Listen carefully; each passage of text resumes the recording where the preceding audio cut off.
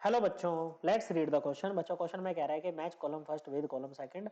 Okay बच्चों, और column first में बच्चों आपको कुछ प्रोसेस दे रखे हैं, कॉलम सेकंड में कुछ फॉर्मूले आपको दे रखे हैं, तो इनको मैच करना है। ओके बच्चों, तो देखो यहाँ पर सबसे पहले आपको पता हो फर्स्ट लॉ ऑफ थर्मोडायनेमिक्स, जो कि होता है डेल्टा यू, मतलब change in internal energy is equal to Q heat given to the system plus work done on the system W. Okay बच्चों, अब जो आपकी आइसोथर्मल प्रोसेस होती है ना बच्चों, इनमें चेंज इन टेम्परेचर क्या होता है, वो जीरो होता है। ओके बच्चों, क्या होता है, चेंज इन टेम्परेचर आपका जीरो होता है। और इसके लिए वर्क डन का जो फॉर्मूला होता है ना, वो होता है बच्चों N R T L N V two by V one. Okay बच्चों, तो ये होगा, तो ए जो है वो किसके साथ मैच कर जाएगा, आपका एस के साथ मैच करेगा। ओके बच्चों, तो ये एलिमिनेट हो गया बच्चों। फिर है B adiabatic process. Adiabatic process में होता है कि there is no exchange of heat between system and surrounding, मतलब क्यू की वैल्यू जीरो होती है। और अगर क्यू की वैल्यू जीरो हो जाएगी तो डब्ल्यू, तो ओके क्यू जीरो, तो डब्ल्यू इक्वल टू क्या आ जाएगा बच्चों, डेल्टा यू आ जाएगा। मतलब बी जो है वो आर के साथ जाएगा बच्चों।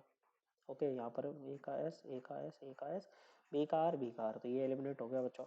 फिर है आइसोबारिक प्रोसेस, जिसमें आपका प्रेशर कांस्टेंट होता है बच्चों। क्या होता है, प्रेशर कांस्टेंट होता है। ओके बच्चों, अब अगर प्रेशर कांस्टेंट है बच्चों, क्या है बच्चों, अगर प्रेशर कांस्टेंट है, ओके बच्चों, मतलब कि आपकी जो वर्क डन का फॉर्मूला क्या रहता है, ये होता है minus P external d V. Okay बच्चों, P external into del V, change in volume. Okay बच्चों, तो ये हो जाएगा आपका सी जो है वो क्यू के साथ चला जाएगा। और आइसोकोरिक प्रोसेस में क्या होता है कि चेंज इन वॉल्यूम आपका जीरो होता है बच्चों।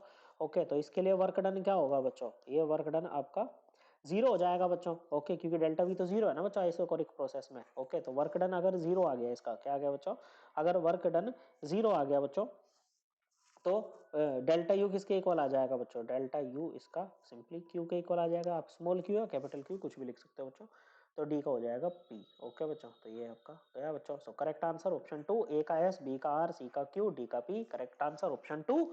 आई होप आपको ये एकदम क्लियर हो गया होगा। थैंक यू बच्चों।